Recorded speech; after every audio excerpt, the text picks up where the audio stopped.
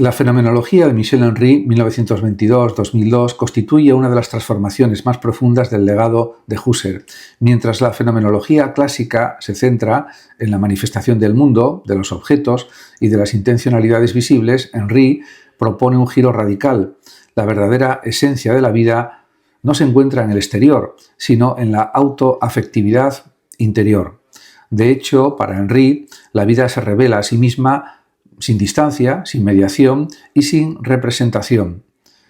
A esta revelación absoluta la llama fenomenalidad de la vida y también, a diferencia de la fenomenología tradicional, que estudia cómo los objetos aparecen en la conciencia a través de la luz, la mirada y la intencionalidad, Michel Henry, en cambio, afirma que la vida no aparece en el mundo, la vida se siente desde dentro. Cada sensación, cada afecto, cada dolor y cada alegría son experiencias en primera persona, donde no hay distancia entre quien siente y lo sentido. Esta inmediatez constituye lo que Henry denomina autoaparición. La vida se muestra a sí misma sin necesidad de un horizonte de mundo. Con este planteamiento se puede afirmar que surge una oposición radical entre vida y mundo. El mundo es el espacio de la exterioridad donde las cosas se manifiestan bajo la forma visible. La vida, en cambio, es interioridad pura, un ámbito de afectividad indivisible. De esta manera, la fenomenología de Michel Henry es una fenomenología de lo invisible. Lo más esencial de la existencia no se ve, sino que se vive desde dentro. Esta tesis tiene también una serie de consecuencias ontológicas. El ser no se fundamenta en la presencia exterior, sino en la vida que se afecta a sí misma.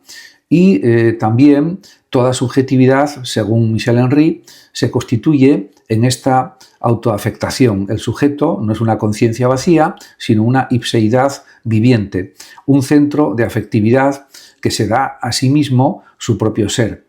De ahí se desprende también una ontología de la encarnación. El cuerpo no es un objeto en el mundo, sino la forma en que la vida se experimenta a sí misma. Y esto significa que lo interior es esencial. Su pensamiento tiene también una dimensión ética. La vida, en cuanto absoluta e interior, exige respeto y cuidado. La filosofía de Karen Barad se inscribe en el movimiento del realismo agencial, una propuesta profundamente original que une física cuántica, feminismo, ontología y epistemología. Su obra fundamental parte de su formación como física especialista en teoría cuántica y plantea que la realidad no está compuesta por entidades separadas y preexistentes, sino por fenómenos dinámicos que emergen de interacciones materiales específicas. Para Barad, siguiendo la interpretación de Niels Bohr, los objetos no tienen propiedades determinadas al margen de los aparatos de medición.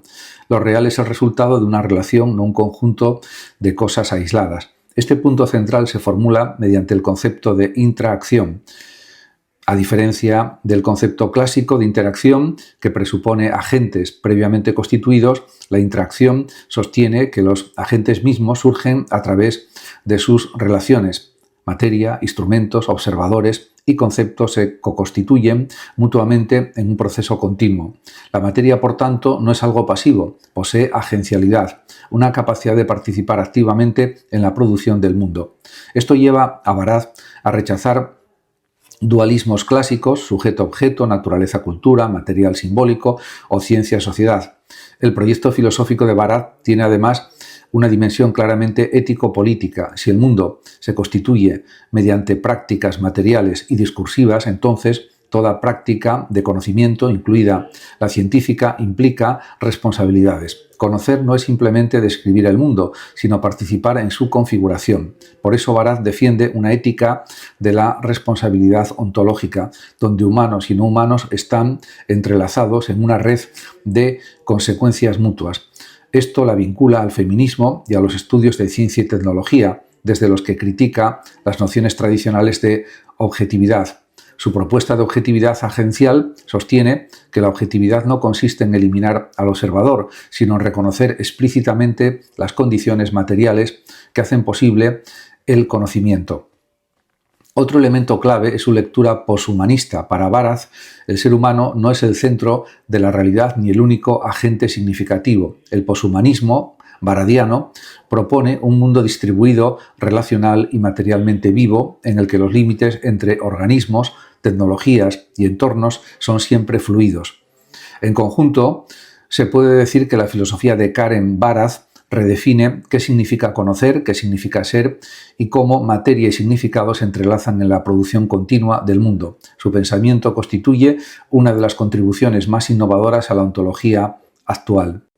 La filosofía de Graham Harman constituye una de las contribuciones más novedosas a la metafísica contemporánea. Su propuesta, la ontología orientada a objetos, sostiene que todo lo que existe son objetos y que estos objetos poseen una realidad profunda que nunca se agota en sus manifestaciones, relaciones o usos. A diferencia de la tradición filosófica dominante desde Kant, que afirma que solo conocemos el mundo a través de la correlación entre pensamiento y objeto, Harman afirma que los objetos existen plenamente en sí mismos, independientemente de los seres humanos y de cualquier acto de percepción. En el centro de su filosofía se halla la distinción entre objeto real y objeto sensual. El objeto real es retirado, inaccesible, una entidad que nunca aparece totalmente en la experiencia. El objeto sensual, en cambio, es la manera en que ese objeto se da en la relación con otro, ya sea una persona, otro objeto o un sistema. Esta separación implica que las cosas nunca se agotan en sus cualidades actuales. Siempre hay un exceso, una profundidad no aparecida. Así, un martillo no se reduce a su función, una mesa no se reduce a su percepción y un electrón no se reduce a sus mediciones físicas. Todo objeto tiene un núcleo real oculto. Este planteamiento tiene una consecuencia fundamental. Los objetos no se relacionan directamente, sino a través de traducciones o mediaciones. Cuando un fuego quema un algodón, por ejemplo, no accede al objeto real algodón, sino a un conjunto de cualidades sensibles. Las relaciones son siempre parciales, nunca exhaustivas. Por eso Harman habla de un mundo hecho de retirada ontológica, donde cada entidad es más profunda que cualquier interacción que pueda tener. Su visión se opone tanto a las filosofías que reducen la realidad a lo humano, correlacionismo, como a las que reducen las cosas a sus partes físicas o a procesos materiales. En este sentido, su interpretación no es antropocéntrica ni fisicalista. Es una metafísica plural donde humanos, animales, máquinas, números, ficciones literarias o fenómenos estéticos poseen estatus igualmente ontológico. Harman también subraya el papel de la metáfora y la estética como modos privilegiados de acceso indirecto a los objetos reales. El arte, al sugerir más de lo que muestra, revela ese exceso de realidad. En conjunto, la filosofía de Harman redefine la ontología contemporánea, proponiendo un mundo rico, poblado y profundo, donde cada objeto despliega una realidad irreductible y misteriosa. La psicología de Wilhelm Wundt constituye el primer intento plenamente sistemático de convertir el estudio de la mente en una ciencia empírica con métodos, objetos y laboratorios propios. Su proyecto se apoya en una idea fundamental. La psicología debe estudiar la experiencia inmediata, es decir, los fenómenos tal como aparecen a la conciencia, sin interpretaciones metafísicas ni explicaciones fisiológicas excesivas.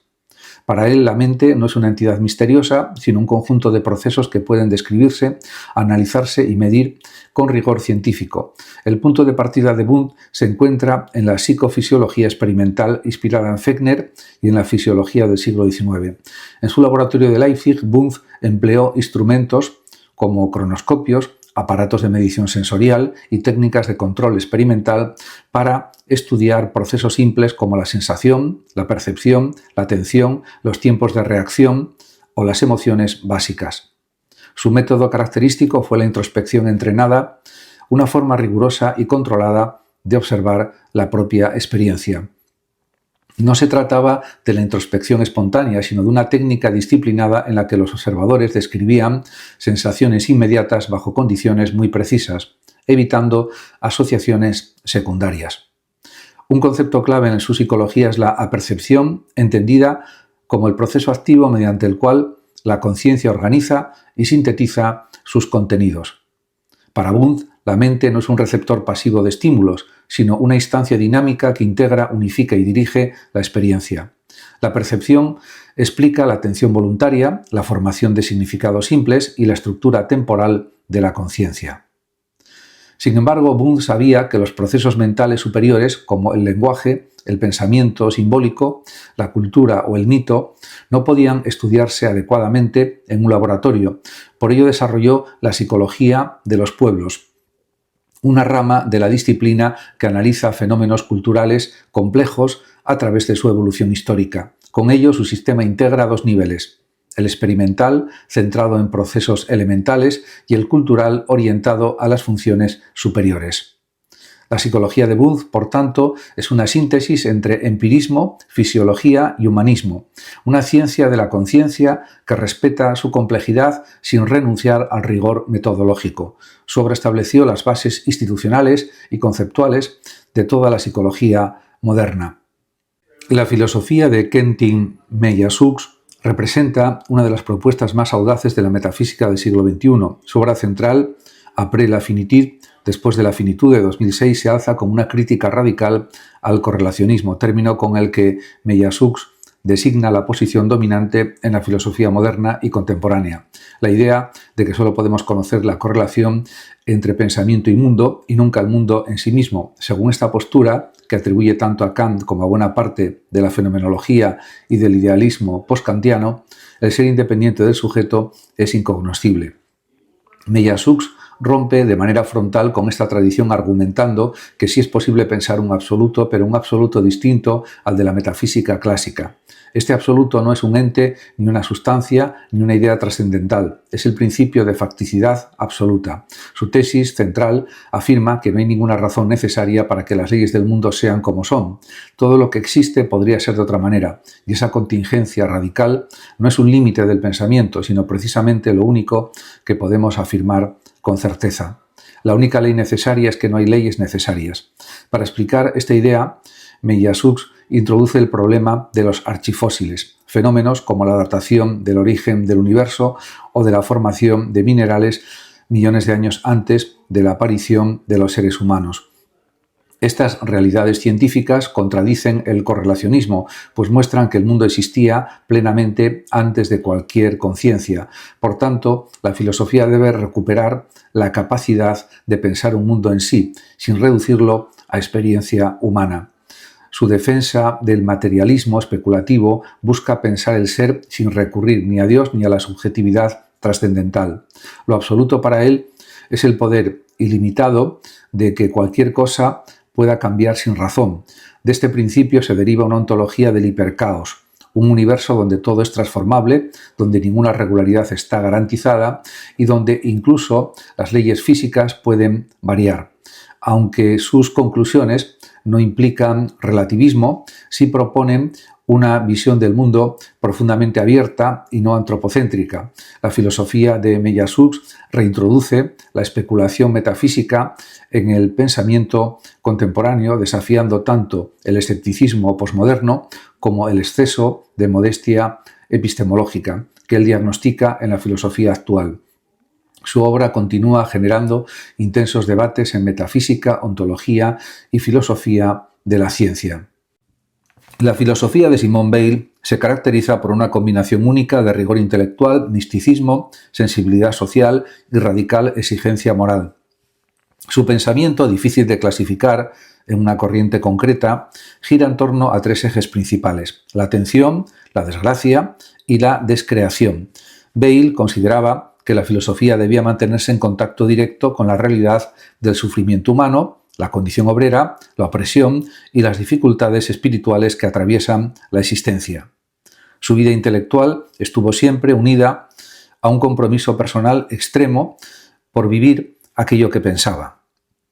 De esta forma, en el corazón de su obra se encuentra la noción de atención. Para Weil, la verdadera atención es en realidad una forma de apertura radical a la realidad tal como es, sin imposiciones del ego, sin deseo de poseer o dominar. Pensar es para ella un acto de receptividad. La mente debe vaciarse de sí misma para acoger el mundo. Esta idea, además, tiene consecuencias éticas, políticas y espirituales. Éticas, porque la atención es la base de la compasión verdadera. Políticas, porque permite también comprender, sin prejuicios o falsas ideas, las estructuras de opresión. Y espirituales, fundamentalmente porque la atención pura es la forma humana de acercarse a Dios.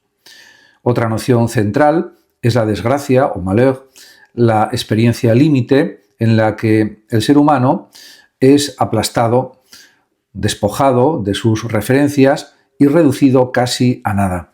Bale, que conoció de cerca la miseria obrera y la violencia histórica, veía en la desgracia un momento en que el yo se rompe y queda expuesto a una verdad más profunda. La desgracia para ella no ennoblece por sí misma, pero abre la posibilidad de un contacto más puro con el bien, siempre que se viva sin resentimiento y con lucidez.